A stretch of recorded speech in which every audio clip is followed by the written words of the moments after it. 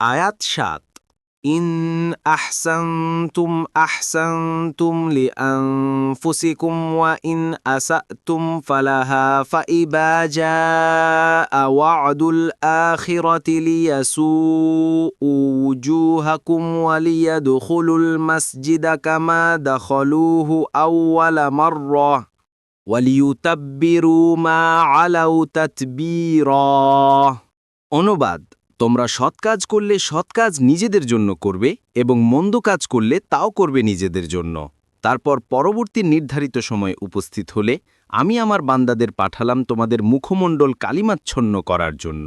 প্রথমবার তারা যেভাবে মসজিদে প্রবেশ করেছিল আবার সেভাবেই তাতে প্রবেশ করার জন্য, এবং তারা যা অধিকার করেছিল তা সম্পূর্ণভাবে ধ্বংস করার জন্য। তাফসির ১। কাদেরকে বনি ইসরায়েলের উপর চাপিয়ে দেওয়া হয়েছিল এবং কারা তাদেরকে শাস্তি দিয়েছিল? মুফাসসিরগণ এ ব্যাপারে বিভিন্ন মতে বিভক্ত হয়েছেন। ইবনে আব্বাস ও কতাদা বলেন তারা ছিল জালুত ও তার সৈন্যবাহিনী।